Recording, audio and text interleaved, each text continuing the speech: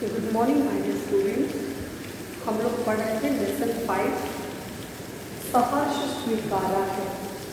यह कविता जो है वह गजानन माधव मुक्तिबोध जी द्वारा रचित बहुत ही प्रसिद्ध कविता है। वैसे तो यह विख्यात है लंबी लंबी कविता लिखने के लिए, लेकिन जो संक्षिप्त रूप से जो कविता मानी जाती है वह है सहर्ष स्वीकारा है। एक होता है स्वीकार करना किसी चीज़ को कि हम ना पसंद हो या ना हो हम उसको स्वीकार करते हैं, और एक होता है किसी चीज़ को खुशी खुशी स्वीकार करना, यानी सहर्ष।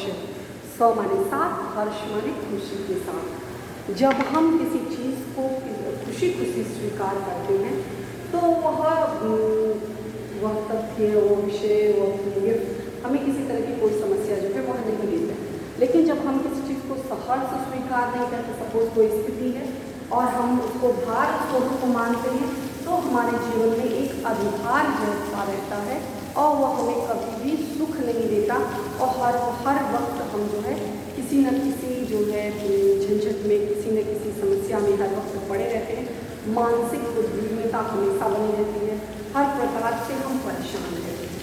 तो जब हमें उस चीज़ को जीवन में हमारे जीवन में, हमारे भाग्य में जो बना हुआ है, तो क्यों ना उस चीज़ को हम सहर्ष स्वीकार करें। जब हम किसी चीज़ को सहर्ष स्वीकार करते हैं तो अपने आप ही समस्या, हमारी आधी समस्या वही सॉल्व हो जाती है, और समस्या को हमें हल करने की हमारे अंदर ताकत, एक जो शक्ति जो है वो हमें मिलती है।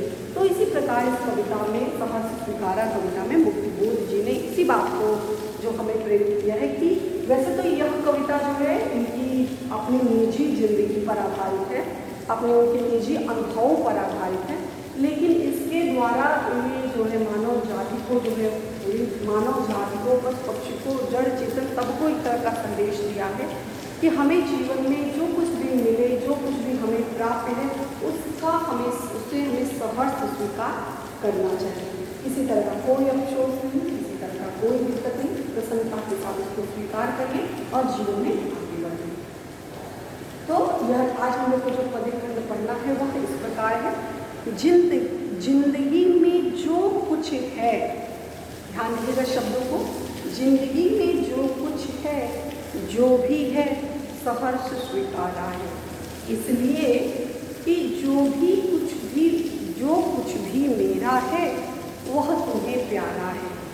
गरीबी ये गंभीर अनुभव सब, ये विचार वैभव सब, दृढ़ता यह भीतर का सरिता यह, अभिनव सब मौलिक है। इसलिए कि पल पल में जो कुछ भी जागृत है, अपलक है, संवेदन तुम्हारा है। प्रस्तुत कविता में जो है संदर्भ आप लिख लेंगे। प्रस्तुत पद्यखंड हमारी पाठ्य पुस्तक आरोह भाग 2 के सहर्ष स्वीकारा नामक पाठ से ली गई है, और इसके रचयिता के, इस काव्यखंड के रचयिता का नाम क्या है? गजानन माधव मुक्तिबोध। इन्होंने बताया कि प्रसंग में आप लिखेंगे, इस काव्यखंड में बताया गया है कि हमें अपने जीवन में जो कुछ भी प्राप्त है उसे हमें सहर्ष जो है उसे स्वीकार करना चाहिए। तो आइए देखते हैं, जिंदगी में जो कुछ है मतलब सुख दुख, आशा निराशा, अच्छाई बुराई, सफलता असफलता, जो कुछ भी है, अच्छा भी हो, जो भी है, बार बार इसी बात पर जोर दिया। इसका अभिप्राय क्या है कि हर चीज़ अच्छी ही नहीं होगी, जीवन में सफलता के साथ असफलता भी होगी, जीवन में अच्छाई के साथ बुराई भी होगी, सुख के साथ दुख होगा। एक ही सिक्के के जीवन के दो पहलू होते हैं। तो हम कैसे मान सकते हैं कि हमारे जीवन में केवल सुख ही सुख होगा, दुख का कहीं नामो निशान नहीं होगा? ऐसा तो हो नहीं सकता। तो कहते हैं कि जीवन में जो कुछ है, जो भी हमें जीवन में ईश्वर के द्वारा मिला हुआ है, अपने परिवार परिजनों के द्वारा जो भी कुछ भी मिला हुआ है, जो कुछ भी है, तो सहर्ष स्वीकारा है। सहर्ष यानी खुशी खुशी हमने उस चीज़ को स्वीकार कर लिया।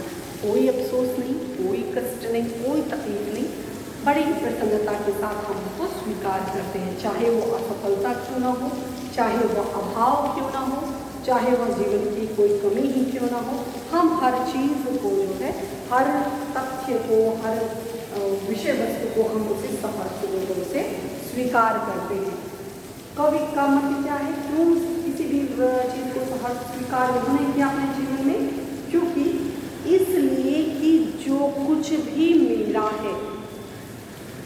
इस कविता में कवि का जो प्रेरणा स्रोत है, जिसने उसे यह प्रेरणा दी स्वीकार करने की, जीवन में आगे बढ़ने की, उसे कवि ने अज्ञात रखा है। इसका रहस्य पूरी कविता में शुरू से लेकर अंत तक बना हुआ है। लेकिन कहीं भी ये स्पष्ट नहीं होता कि शब्दों से यह पता चलता है कि कहीं उसकी सहचरी हो सकती है, कहीं उसकी पत्नी हो सकती है, कहीं उसकी प्रेयसी हो सकती है, कहीं उसकी बहन हो सकती है, कहीं उसकी माता हो सकती है, कहीं उसकी गुरु हो सकती है, कोई भी हो सकता है कवि जिसने उसे जीवन में प्रेरणा दी है। तो यहाँ पर कहते हैं कि क्या कारण है मैंने सभी असफलताओं को, सफलताओं को, खुशियों को, दुख को क्यों मैंने अपने जीवन में स्वीकार कर लिया, वो भी सहर्ष भाव से, क्योंकि इसलिए कि जो कुछ भी मेरा है वह तुम्हें प्यारा है। क्योंकि मैं जानता हूँ कि मेरे जीवन में जो असफलता है वह असफलता भी तुमको बहुत प्यारी है, उसमें तुम्हारा आशीर्वाद है, तुम्हारा अपनापन है। मेरे पास जो कुछ भी है उसमें तुम्हारा स्नेह जुड़ा हुआ है, तुम्हारा अपनापन जुड़ा हुआ है, तुम्हारा उससे लगाव जुड़ा हुआ है। मेरे जीवन की, यानी कवि के जीवन की सफलता, असफलता, खुशी, दुख, जो कुछ भी उसके जीवन में है उसने उसको सहर्ष इसलिए स्वीकार किया क्योंकि उसके साथ उसके प्रेरणा स्रोत का स्नेह, लगाव, अपनापन जो है बहुत जुड़ा हुआ है, इसलिए उसने सहर्ष भाव से स्वीकार किया। गर्वीली गरीबी, यह एग्जाम्पल के तौर पे, उदाहरण के तौर पे बताते हैं कि क्या उन्होंने सहर्ष स्वीकार किया। गर्वीली गरीबी, गरीबी को महिमा मंडित करने के लिए, गरीबी की महत्ता को प्रतिपादित करने के लिए कवि ने बताया गर्वीली गरीबी। गरीबी कैसी? गर्वीली, स्वाभिमान से युक्त गरीबी। गरीबी किस प्रकार? स्वाभिमान से युक्त गरीबी। ये गंभीर अनुभव जो भी जीवन में आज तक जो भी अनुभव प्राप्त किए, ये अनुभव क्या है? प्रौढ़ है, गंभीर है, एक जो है उसमें एक दृढ़ता का भाव जो है उसमें विद्यमान है। तो यह गंभीर अनुभव जीवन के पड़ाव पर आगे चलते चलते जो भी मैंने गंभीर अनुभव प्राप्त किए, जो भी मैंने स्वाभिमान पूर्ण जो मेरे जीवन में गरीबी है, यह विचार वैभव, वैचारिक समृद्धता, विचार वैभव, वैभव माने ऐश्वर्य, प्रतिष्ठा, तो जो कुछ भी विचारों का ऐश्वर्य है, विचारों की जो समृद्धि मुझे प्राप्त है, जो गंभीर अनुभव मुझे जीवन में प्राप्त है, भले ही मैं गरीब हूँ लेकिन गरीबी के साथ साथ मेरे अंदर स्वाभिमान जो है वह जिंदा है। मेरे अंदर जो मैंने जो जीवन में गंभीर गहरे अनुभव प्राप्त किए हैं, बड़े ही यह अनुभव कहीं ना कहीं चोट देने वाले थे, लेकिन ये अनुभव मुझे बहुत ही अच्छे लगते हैं। इसके साथ साथ मैंने जो जीवन में वैचारिक अनुभूति प्राप्त की है, जो मैंने जीवन में विचार पाए हैं, जो मैंने थॉट्स बनाए हैं, जो मैंने अपने सिद्धांत बनाए हैं, यह सब दृढ़ता, यह जो भी मेरी दृढ़ता है, जो भी मेरे व्यवहार में परिपक्वता है, स्टेबिलिटी है, जो भी मेरे व्यवहार में दृढ़ता है, यह सब भीतर की सरिता, भीतर की सरिता यानी हृदय में विद्यमान भावनात्मक नदी, यानी जब भी हमारे जीवन में कुछ अच्छा बुरा जो कुछ भी होता है तो एक तरह का भावावेग आता है, भावनाओं की नदी आती है। एक जिस तरह से नदी में हलचल होती है, उसी तरह से हमारे हृदय में भी एक तरह की हलचल होती है, अच्छाई होती है तो भी, कोई बुराई होती है तो भी। तो इस प्रकार जो है भीतर की सरिता, भावनाओं की जो सरिता होती है, यह अभिनव, सब अभिनव माने मौलिक, अभिनव है, न्यू है, सब कुछ नया है, किसी की कॉपी नहीं, किसी का अनुकरण नहीं, सब कुछ मेरा अपना है, मेरी अपनी रचना है, मेरा अपना अनुभव है। सो अभिनव, अभिनव माने नया है, नयापन है, सब मौलिक है, सब न्यू है, सब अभिनव है, मौलिक है, मौलिक है। इसलिए कि पल पल में यानी प्रत्येक क्षण, एक एक मोमेंट, प्रत्येक जो क्षण है, हर क्षण जो है, जो कुछ भी जागृत है, कहते हैं कि मेरे जीवन में जो कुछ भी जागृत यानी जो कुछ भी मेरे जीवन में गतिशीलता है, मेरे जीवन में जो कुछ भी जीवंतता है, मेरे जीवन में जो कुछ भी चेतना है, मेरे जीवन में मेरे जीवन की जो भी जिजीविषा शक्ति है, जो कुछ भी मेरे जीवन में परिवर्तन हो रहा है पल पल, याद रखिएगा कवि कहते हैं कि मेरे जीवन में जो भी प्रति पल प्रति क्षण जो कुछ भी परिवर्तन हो रहा है, यह सब परिवर्तन जो है क्यों संवेदन तुम्हारा है, तुम्हारी संवेदना, तुम्हारी संगति का ही परिणाम है, तुम्हारे ही आत्म अनुभूति का ही परिणाम है, तुम्हारे ही जो है सहयोग का ही परिणाम है। तो कवि अपनी हर असफलता, कवि की हर सफलता, आगे बढ़ना, जीवन में अच्छाई बुराई यश अपयश सुख दुख सबका श्रेय जो है वह अपने प्रेरणा स्रोत को देता है और कहता है कि मेरे जीवन में जो कुछ भी मुझे चाहे अच्छाई हो बुराई हो यश हो अपयश हो, हर चीज़ को मैंने खुशी खुशी स्वीकार किया है। क्यों? क्योंकि हर असफलता सफलता के पीछे कहीं ना कहीं तुम्हारा प्रेम, तुम्हारा स्नेह, तुम्हारा अपनापन जो है वह विद्यमान है।